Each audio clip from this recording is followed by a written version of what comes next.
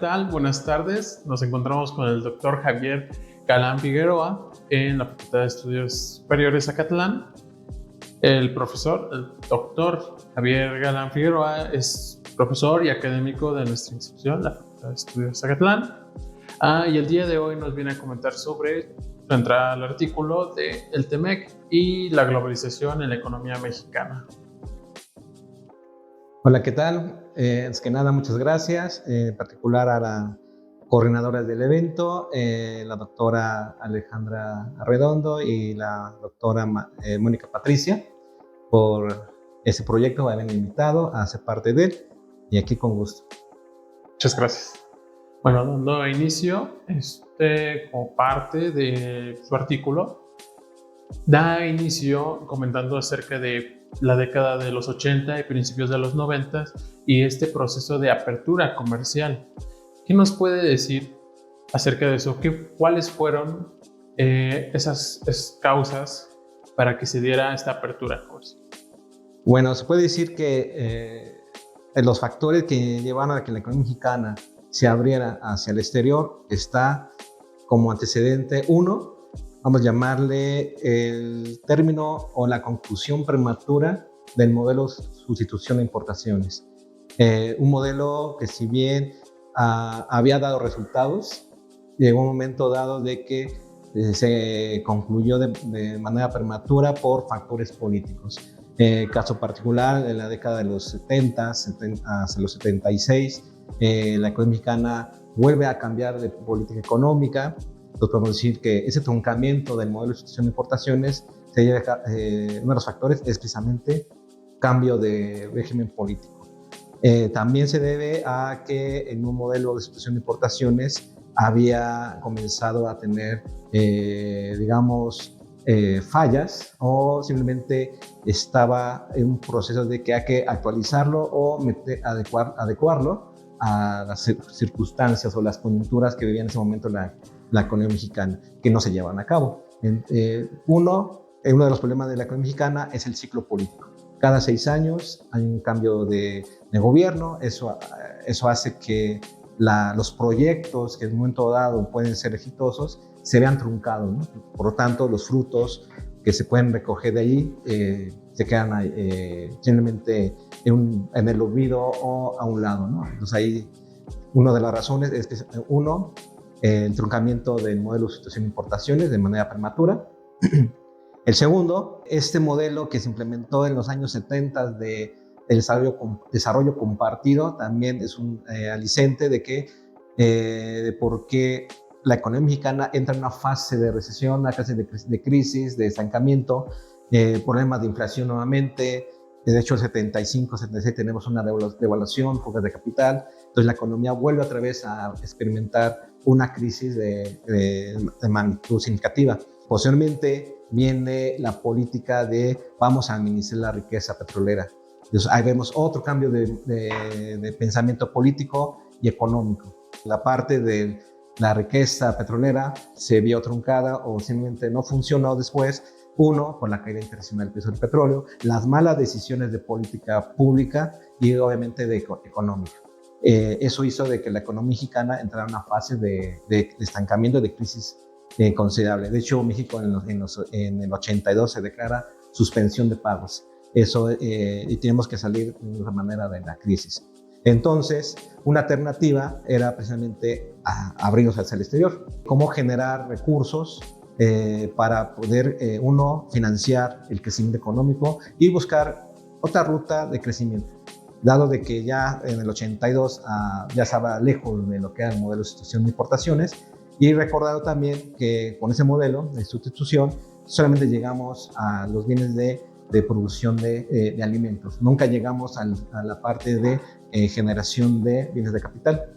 Uno, porque el nuevo gobierno firmó un tratado donde firmaba el famoso tratado de Tlatelolco, donde se decía que México ya no iba a producir, por ejemplo, motores de automóvil o ese tipo de bienes. Y eso hace que la economía mexicana se vea truncado también su desarrollo en ese sector, ¿no? Entonces, una forma de volver a crecer, buscar una manera de crecer, era abrirnos al exterior. El primer paso fue, lo que se hizo, fue ingresar a lo que se llamaba el GATT. Ese es el primer paso. Posteriormente, podemos agregar la coyuntura externa a nivel internacional, como Estados Unidos en los años previos a los 80 se había caracterizado por ser el gran prestamista a nivel internacional, es decir, prestaba a todo el mundo. A partir de los 80 cambia esa posición y se vuelve el gran prestatario, es decir, todo el mundo le hay que prestarle a Estados Unidos para financiar su déficit público, su déficit fiscal, pero su déficit fiscal y su déficit en la cuenta corriente. Es un problema que tiene Estados Unidos de déficit fiscal desde los años 40 y 50 que nunca han querido solucionarlo, ¿no? O sea, ahí lo van cargando, ¿no? Eso hizo también que a nivel mundial, a nivel global, hubiera también otro cambio de forma de ver la economía. Adicionalmente, tenemos la desaparición de la Unión Soviética, o sea, desintegración. Posiblemente se desintegra, se genera la Confederación Rusa y lo que se conoce como Rusia. También hay que agregar la parte del muro de Berlín, se cae el muro de Berlín, Alemania se vuelve a unificar. Entonces, todo ese tipo de eventos a nivel internacional también influyen a que la economía mexicana se tuviera que abrir. Ahora, el primer intento de abrirse al exterior fue precisamente por el lado de Estados Unidos, cuando hace la invitación a López Portillo, cuando era presidente en ese momento, de firmar un tratado de libre comercio con Estados Unidos. Eso la propuesta vino de Ronald Reagan. Probablemente López Portillo dijo que no, de hecho está la frase diciendo de que con Estados Unidos y en la esquina, ¿no? Posiblemente viene el sexenio de Carlos Salinas, George Bush le vuelve a hacer el ofrecimiento, Carlos Salinas dijo no, en la primera instancia lo que hace es reacomodar la casa, porque México tenía su problema de deuda, la deuda petrolera que se generó, más los problemas de la década de los 70. Entonces, lo que se hizo es, pero según la estrategia de Carlos Salinas, lo que nos plantea en sus libros era de que primero hay que negociar la deuda para que Estados Unidos no tenga una carta que le obliga a México a ceder ciertas concesiones, ¿no? Entonces, una vez que ya solucionó el problema de la deuda, entonces ya se acerca Salinas con George Bush y a negociar el Telecán. Pero también como antecedente está que Estados Unidos ya tenía un tratado de convención con Canadá, lo que buscaba era hacerlo más gradual. Entonces, ya cuando ya se hace de manera oficial de que vamos hacia un tratado de comercio con Estados Unidos, Canadá se incorpora, ¿no? Aunque hay que mencionar que Canadá no le gustaba esa idea de tener un tratado de comercio con México, ¿no? Bueno, entonces ahí sería, digamos, así muy rápidamente, muy general, de cómo México se va abriendo, uno por necesidad, otro por factores políticos, los cambios políticos en la clase, vamos a llamarle la clase política que gobernaba este país, también es lo que hace que México se tenga que abrir, ¿no? Como ya lo mencionaba, esta nueva búsqueda sobre un nuevo modelo de crecimiento, después de 30 años, ¿cuáles han sido sus resultados? ¿Cuáles son los beneficios de esta apertura comercial? Bueno, para decir cuáles son los beneficios de esta apertura que se encuentra enmarcada en el Tratado de Libre Comercio y posteriormente lo que hoy conocemos como TEMEC, hay que revisar un poco lo que vamos a decir la literatura de cuáles son los beneficios de un libre comercio. El libre comercio se viene estudiando desde incluso antes de Adam Smith, con David Hume, cuando publica su artículo su ensayo de la balanza comercial. De hecho, se dice que a partir de ahí se inicia el estudio del comercio internacional y también se genera lo que se conoce la economía internacional, ¿no? Y David Hume en ese ensayo nos habla de cuál es la importancia del comercio, cómo generar las condiciones para un crecimiento y cómo generar riqueza. Ese famoso ensayo influye en Adam Smith. De hecho, David Hume lo publica, si no me equivoco, en 1756. 20 años después, Adam Smith publica La riqueza de las naciones, haciendo referencia a David Hume. Obviamente, Adam Smith influye a John Stuart Mill, David Ricardo, y empieza toda digamos, la ramificación de la economía internacional y del comercio. Entonces, hay unas razones de por qué el libre comercio o por qué estamos a favor del libre comercio entre países. Uno, permite la especialización, poder acceder a nuevas formas de tecnología, a la innovación tecnológica, crecimiento y generar riqueza. Ese, digamos, es lo que podemos resumir en términos teóricos, qué es lo que nos da el libre comercio. Ahora, ¿qué sucedió en México? Uno, cuando inicia el Tratado de Libre Comercio en el 94, 1 de enero, al mismo tiempo, recordemos que hubo un movimiento social, el ejército zapatista, que estaba en contra de esas reformas a la Constitución, entre ellos la parte de la tierra, etcétera. Decía no estamos de acuerdo, ¿no? Y más aparte del 94, recordemos también, hubo otros sucesos políticos. Uno de ellos fue la muerte del candidato oficial, Colosio, en la elección, y despuésmente, al final de año, la Revolución 94. Entonces, ese escenario generó una situación donde una aversión al tratado, pero el nuevo tratado permitió que la economía mexicana se repusiera de la crisis del 95. Recordemos que con la devaluación se generó la crisis del 95. Entonces el tratado, ¿qué beneficio nos generó o nos ha generado en primera instancia? Es uno, empleo, ha incrementado la tasa del empleo. Dos, acceso a la innovación tecnológica. Otra sería que México puede acceder a un mercado demasiado grande como es el Estados Unidos. Y otra sería que el capital humano o el mercado laboral mexicano esté más especializado. Y más aparte que México cambia de rostro. Antes éramos una economía netamente productora de materias primas, después una economía productora de petróleo y después nos volvemos una economía de manufactura. Esa es cuando estamos, ¿no? Entonces, eso sería en grandes rasgos lo que es el beneficio del Tratado de Comercio, acceder a nuevos mercados, y eso ha permitido generar empleo. Y también los flujos de migración se han reducido, también eso ha implicado, ¿no?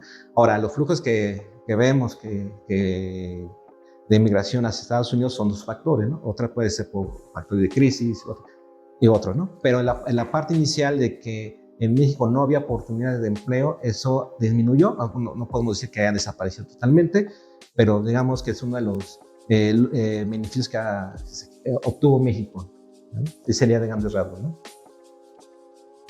No obstante, como usted lo mencionaba, desde 94 existen voces críticas a esta apertura comercial y continuaron en torno a los salarios, la desigualdad y la pobreza. ¿Qué nos puede decir de ello?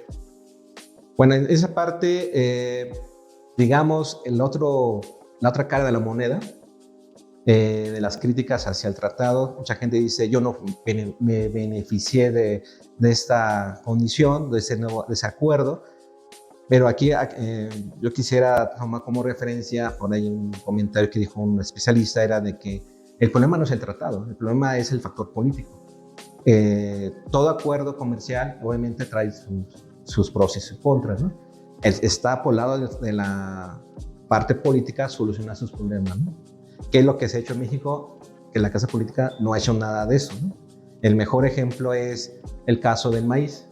Es el Tratado de Libre Comercio, cuando entró en vigor en enero del 94, una de sus cláusulas era no va a estar abierto al sector agrario. En caso maíz va a estar protegido. México tiene alrededor de un poco más de 10 años, era como el 2007, si no me equivoco, que hasta el 2007 el sector maíz se iba a abrir.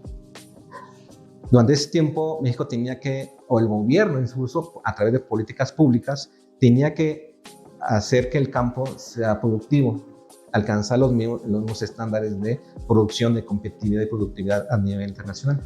¿Qué es lo que se hizo? Pues no hizo nada, ¿no? Entonces aquí vemos el problema fue más bien por el lado político, no por el mismo tratado. El tratado ahí está, o sea, el tratado no es el malo, lo que está mal son las políticas públicas del gobierno. Entonces ahí vemos que el problema en todo caso, de las distorsiones o las externalidades negativas que ha generado ese acuerdo ha sido por el factor político, no en sí mismo del tratado, ¿no? Entonces, aquí se dice de que para solucionar esto, primero, o también podemos mencionar que otras críticas que hay sobre el tratado es el desplazamiento de empresas por otras, incluso también de personal laboral, ¿no? Eso implica de que para solucionar ese problema, las economías tienen que tener un sistema educativo que sea capaz de que sus habitantes tengan o desarrollen las suficientes habilidades para poder competir o incluso hasta adaptarse a las nuevas condiciones, ¿no? Como es actualmente. Actualmente viene la revolución de la inteligencia artificial. Obviamente lo que se requiere es que vaya a haber más personal con capital humano que se adapte a las nuevas circunstancias. Si la economía mexicana no es capaz de adaptarse, entonces se va a rezagar, entonces va a generar nuevamente esa crítica hacia las empresas, personal desocupado, pero en sí hay que generar las condiciones, ¿no? Entonces el libre comercio fomenta eso, ¿no? La innovación, ya que está constantemente en un proceso de innovación tecnológica, y de eso a su vez el capital humano tiene que adaptarse, ¿no? Entonces ahí serían unas razones de las críticas, pero también la respuesta, ¿no? El caso de Estados Unidos, ¿no? Del actual gobierno que dice de que los flujos de migración lo que está generando es que la gente que va a su país pues son gente que no tiene habilidades, no tiene esa productividad y competitividad, no tiene ese nivel académico. Entonces se tiene miedo de que al momento que ingrese al mercado laboral, en este caso Estados Unidos, empieza a generar un fenómeno de reducción de salario, ¿no? De un estadounidense que tiene cierta competitividad, al competir con una persona que tiene menor productividad o nivel académico, lo que va a hacer es reducir los salarios, ¿no? Pues es la percepción que ellos tienen, ¿no? Es lo que hay estudios, ¿no? Cosa que no sucede tal cual, ¿no? Porque un migrante vamos a suponer que tiene estudios de educación primaria o educación básica, pues, probablemente no va a acceder a grandes puestos en Estados Unidos, ¿no? O de mayor competitividad, ¿no? Entonces ahí sería esa parte, ¿no? De la crítica, la parte de donde se genera desigualdades, ahí entraría el sector público a través de políticas públicas, entre ellos educación, cómo genera mecanismos para que la gente se adapte, incluso las empresas, ¿no? Cómo las empresas tienen que adaptarse a la innovación. No siempre vamos a estar fomentando generar, hacer comida con estufas de madera, sino que tenemos que buscar la manera de hacer de comer con electricidad, ¿no? Innovando, ¿no? Y generar empresas que se generen eso, ¿no? O incluso lavadoras que realmente mete la ropa, ya sabe cuánta agua, cuánto jabón, cuánto tiempo se va a secar. Todo ya es inteligencia artificial, ¿no? Entonces tenemos que generar esa parte, ¿no? Para que esa parte de desigualdades se vaya eliminando poco a poco, no se va a alcanzar de manera inmediata, ¿no? Como ya bien lo decía, sobre esta nueva administración y el cambio de paradigma, dejando a un lado la apertura comercial y cambiándola por esta política de aranceles, ¿qué nos podría decir de ello? Bueno, lo que estamos viendo ahorita es, uno, todos sabemos que en 2026 viene la renegociación del TEMEC. Antes de esto, antes de la renegociación, ya habíamos renegociado el Telecán en el 2018-19. A quien le tocaba la renegociación del Telecán era precisamente Obama, pero Obama prefirió ir hacia lo que se le conoce como el Tratado Transpacífico, donde está toda la parte de la PEC, Estados Unidos, Canadá, México y otros países del Pacífico. Lo que él buscaba, de hecho, el secretario de Economía de Peña Nieto y de Alfonso Guajardo decía que el Tratado de Transpacífico iba a ser el Telecán 2.0. Era la actualización. No era necesario renegociar el Telecán, simplemente con ese tratado ya se estaba actualizando, ¿no? El objetivo de Obama era hacer que América del Norte, Canadá, Estados Unidos, México, se convirtiera en la zona manufacturera más importante del planeta y que compitiera con China. Era el objetivo, competir con China en el centro manufacturero. Llega el presidente de Donald Trump y dice, no, Estados Unidos no entra a ese tratado y se sale, ¿no? El Tratado de Transpacífico, ahí está, sigue presente, pero sin Estados Unidos. Entonces Donald Trump lo que hace es renegociar el Telecán, ¿vale? Y hoy se negocia lo que hoy conocemos como el TEMEC. Bueno, cuando se abre el Telecán, cuando se cierran las mesas de trabajo, lo primero que se descubrió fue, uno, la integración económica entre México, Canadá, Estados Unidos es más grande, está muy avanzada más de lo que se había imaginado. Vamos hacia un proceso de integración silenciosa, sin necesidad de que los jefes de ejecutivos se sienten y vamos a firmar un acuerdo para irnos integrando. Simplemente la dinámica económica que generó el Telecán ha hecho que las tres economías se integren lentamente, de manera silenciosa. Bueno, entonces lo que se hace es ahora el TEMEC. Entonces, ahora en el 26, cuando se entró en vigor en el 19, y del 19 sabíamos perfectamente que en el 26 iba a haber una renegociación o aplicar una cláusula de que los miembros del tratado, del TEMEC, podían acudir a la cláusula de lo renegociamos, lo revisamos o nos salimos, ¿no? Es la cláusula, ¿no? Entonces, si contamos, son prácticamente 7 años, ¿no? Los 6 años de la anterior administración y 1 año de la actual, ¿no? Porque en octubre se cumple el primer año, ¿no? Entonces, aquí primero hay que ver, uno, México no hizo la tarea, está preparado para la negociación. Otro, se habla del nearshoring, sin embargo, se habla de que hay que trabajar para aprovecharlo. Simplemente no es necesario esto porque ya pasó, ya se fue la oportunidad del nearshoring. El mejor ejemplo, Tesla, ¿no? Tesla tenía planes de construir una planta en Nuevo León y de repente dijo, me voy, mejor me quedo en Texas. Una razón es, uno, no hay infraestructura. El lugar donde se iba a fabricar la planta, pues no hay nada, no hay ni carretera, no hay electricidad, no hay servicios públicos, no hay nada, ¿no? Entonces, aquí que se construye una carretera, se construye la electricidad, una electricidad que debe ser de energía limpia, porque van a producir autos eléctricos. Si se produce con energías fósil, cuando llega al mercado estadounidense o europeo, siempre van a decir, este auto no entra porque está producido o no cumple las normas de si tiene que cumplir, ¿no? En cada mercado, ¿no? Entonces no le va a convenir, porque había el problema de con qué energía vamos a abastecer a las empresas, de energía fósil o energía renovable o limpia. Ese a uno, ¿no? Entonces ahí vemos que México no ha hecho nada para llegar en buenas condiciones a la renegociación del TEMEC. Ese sería uno. Dos, el gobierno de Estados Unidos pues ya está renegociando el TEMEC a través de esta política de aranceles, ¿no? Apps. Si no haces esto, te pongo arancel. De una otra manera, ya Estados Unidos ya está renegociando el TEMEC de manera indirecta. El problema está de que nos agarraron con las manos en la puerta, ¿no? Y Estados Unidos simplemente se abre la puerta y nos machucaron los dedos, ¿no? Vamos a decir eso, ¿no?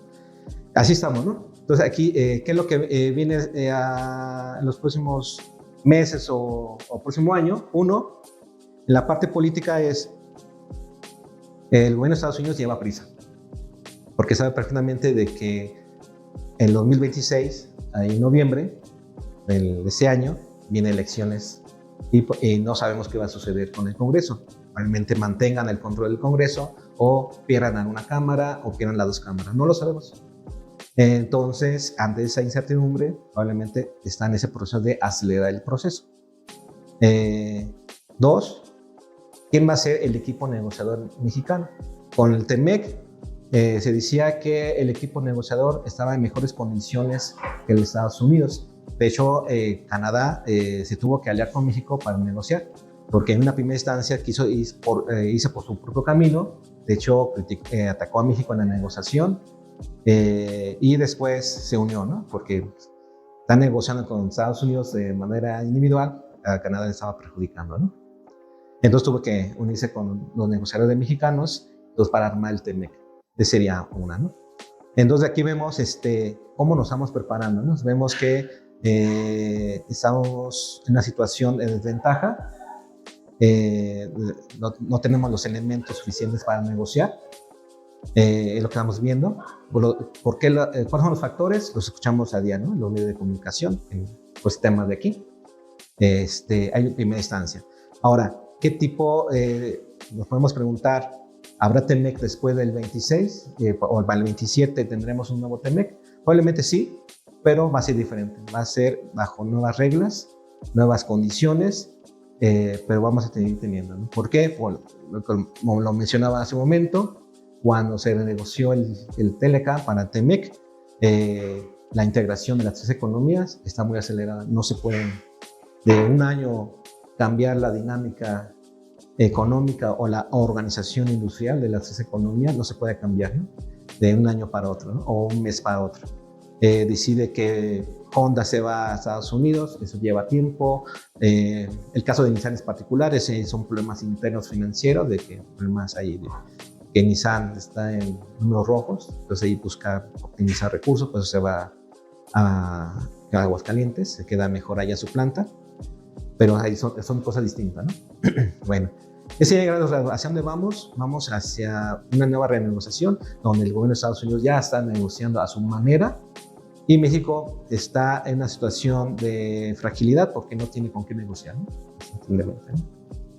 Y a modo de cierre, quisiera preguntarle sobre sus reflexiones.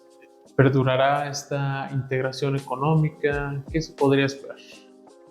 Bueno, por ahí hay un autor que se llama Dani Rodrik. Hay un libro que tiene que se llama La paradoja de la globalización. En ese libro él menciona de que a quién beneficia un tratado de libre comercio o el libre comercio. Aquí él lo explica de la siguiente manera. Si el factor político es el que predomina, no va a beneficiar ni a la empresa ni al sector, ni al mercado laboral. Solamente va a beneficiar a un grupo de empresas y nada más. Entonces aquí es lo que se busca, es que tenga que existir un equilibrio entre sector empresarial, mercado laboral y el factor político. Tiene que haber esa comunión, ese equilibrio, porque si no, lo que estamos viendo ahorita es, yo te impongo cierto arancel, si no lo haces, te elevo, ¿no? Y si me rezongas, te elevo aún más todavía, ¿no? El caso de Canadá, el caso de Brasil, etcétera, ¿no? Entonces ahí sería, ¿no? Aquí tenemos que evitar que el papel político siga predominando. Vemos desde que se acabó el modelo de sustitución de importaciones al día de hoy, el factor político ha sido uno de los motivos de que la economía mexicana no ha alcanzado este desarrollo, ese factor crecimiento, y que nos desemboque en una mayor sociedad, en una mejor sociedad. Ese sería, ¿no? Entonces aquí sería también hacer alusión a Esther Duflo, ahí con su libro que tiene ahí de repensar la pobreza. Ella escribe con otro economista del Tecnológico de Massachusetts, de Bernier, un libro que se llama La buena economía en tiempos difíciles. En su primer capítulo dice cómo hacer a la economía nuevamente grande. Ahí nos explica de que el papel economista tiene que ser más activo. El economista no tiene que seguir estando encerrado en un aula o en la academia o escribiendo artículos, sino tiene que salir a mostrar qué es la economía y decir por qué es lo que está pasando, ¿no? En el sentido de que la economía está compuesta por infinidad de corrientes de pensamiento económica, cada una tiene sus vertientes, tiene sus soluciones. Podemos solucionar los problemas de mil maneras, no hay una sola receta, hay infinidad. Entonces es lo que tenemos que hacer, salir y hablar con la sociedad, decir qué es lo que está pasando y hacer que nuevamente que el factor económico esté por encima del político y no lo político sobre lo económico. Es lo que debemos hacer como economistas y buscar la manera de que eso suceda, ¿no? Como sociedad y como país, ¿no? Para que esa forma, de manera, si queremos volver a regresar al modelo de sustitución de exportación en los años 70, 60, bueno, antes de los 70, pues sea el factor económico y no lo político, que es lo que ha hecho de que la economía mexicana no avance, ¿no? Esa sería mi reflexión, ¿no? Muchas gracias por su respuesta. Me pareció interesante esa parte donde trató de rescatar el modelo de sustitución de importaciones. ¿Cree que tiene cabida en este nuevo mundo globalizado? regresar a tal cual a un modelo de sustitución de exportaciones como lo teníamos anteriormente es muy complejo, dado que primero la coyuntura es distinta. México ya es una economía abierta. También hay que mencionar, un arancel en sí mismo no implica una pérdida de eficiencia. No es tan malo después de todo. ¿En qué sentido? Si tú vas a proteger una industria, por ejemplo, el caso mexicano, está la industria zapatera, ¿no? La industria zapatera mexicana compite de manera desleal con la industria asiática, en el caso Taiwán o Tailandia, donde ese zapato viene con un alto grado de subsidio por parte del gobierno. Entonces entra el país a competir con un zapato mexicano que no tiene subsidio. Entonces, obviamente es más barato el que viene del extranjero. Entonces hay una pérdida en ese caso, del zapato mexicano, ¿no? Incluso de empresas y de empleo, ¿no? Entonces, en ese sentido, un arancel sí puede beneficiar. ¿En qué sentido? Los aranceles en sí mismos no puede ser tan grave, ¿no? O sea, hay indicadores, razones donde te dice hasta qué punto un arancel es eficiente, ¿no? Si lo vemos en punto de vista de gráficas del arancel, qué tanto puede generar una pérdida de competitividad, de eficiencia o costo social hacia al mercado. Pero también hay una parte del arancel que te permite eso, ¿no? Beneficiar, ¿no? O sea, proteger. O el caso vemos el impuesto que le han declarado a Temu, por ejemplo, o aquellas empresas que no tienen, o países que no tienen un acuerdo comercial con México, ¿no? Ese tipo de plataformas, uno, no pagas IVA, y no te dan, si tú compras un producto, te cobran el IVA, pero ellos no lo devuelven, o sea, no te dan factura, ¿no? No facturan, ¿no? Entonces es un problema, ¿no? Te venden un producto, pero el beneficio al país no está. Entonces hay que buscar los mecanismos de que te beneficies. Tú estás vendiendo un producto, entonces también por la parte fiscal también sea retribuible, ¿no? El caso del zapato, buscar la manera de, si tú estás subsidiando a tu zapato, tu gobierno, entonces vamos a equilibrar, ¿no? El caso de, otro ejemplo sería las aerolíneas, ¿no? Esa de aerolínea, si no me equivoco, Emiratos Árabes Unidos tiene una aerolínea que compite con Aeroméxico. A México paga muchos impuestos, etcétera, etcétera. Y la otra aerolínea está subsidiada por el Estado, ¿no? Tiene un elevado subsidio, ¿no? Entonces viajar por esa aerolínea es muy barato contra la mexicana, ¿no? Entonces hay que buscar la manera, ¿no? De cómo equilibras las condiciones para que puedan competir a la par. Entonces allí puede ingresar un impuesto, en caso de un arancel, o buscar los mecanismos, ¿no? O la sustitución de importaciones tiene que ir de manera estratégica, ¿no? Por ejemplo, si nos vamos a dedicar a producir trenes, pues que los trenes se produzcan en México, ¿no? No suceda como la línea 12, que fue un tren comprado en otro país, subarrendado, etcétera, etcétera, que ha generado más costos, o ha sido más caro tener esa línea que lo que realmente lo es, ¿no? Entonces, buscar la manera, si vamos a dedicarnos a los trenes, que los produzcamos aquí en el país, o generar las condiciones para que se produzcan en el país, generar nuestra industria propia. Mencionaba por ahí uno de los presidentes de las cámaras, no me acuerdo cuál, si la con Parmex o la con Cami, decía permitir que los autos chinos entren libremente está generando un desplazamiento de la industria nacional. Entonces, eso puede también desplazar también la industria mexicana automotriz. Entonces hay que también buscar la manera, ¿no? Si vamos a buscar la solución de importaciones, pues también sea estratégico, ¿no? ¿Cuál va a ser la industria estratégica que nos va a sacar el desarrollo? ¿Cuáles van a ser nuestros motores de crecimiento? Para un tratado de comercio o un acuerdo comercial, en primera instancia está una industria. ¿Cuál es la industria vertical, la columna vertebral de esa negociación? Si vemos la Unión Europea, en la automotriz, la América del Norte, la automotriz. Y a partir de ahí se empieza a desprender otras industrias.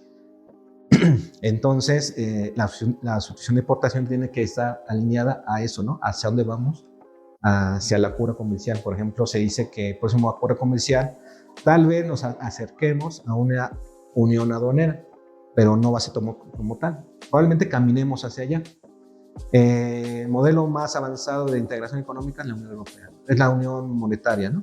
El ejemplo es la Unión Europea, pero estamos muy lejos de ello, ¿no? Estamos años luz de eso, ¿no? Entonces tenemos que empezar a caminar, ¿no? Entonces hay que generar una industria sobre que sea la columna vertebral, en ese caso, de las tres economías, ¿no? Canadá, Estados Unidos, México, ¿no? Entonces la sucesión de importación debe caminar a eso, ¿no? A generar industrias que vayan de forma paralela y que a su vez generen los motores de crecimiento. Estamos en la alumbra de la inteligencia artificial, entonces hay que generar industria artificial nacional para competir. Porque en México, en la inteligencia artificial, pues anda de piedra en comparación a China o a Estados Unidos, ¿no? Yo diría que ese sentido, ¿no? Además, obviamente, un sistema educativo que permite a la sociedad adaptarse a las nuevas necesidades, ¿no? Competir, generar industria, emprendimientos, etcétera, ¿no? Yo diría que tenemos que irnos por ahí. Quiero agradecerle al doctor por su tiempo y sus reflexiones. Sin más, quiero además invitarlos a que revisen la entrada en el blog de este artículo y en la parte de abajo se encontrarán nuestras redes sociales. Sin más, muchas gracias. Acatlán es grande, Acatlán engrandece.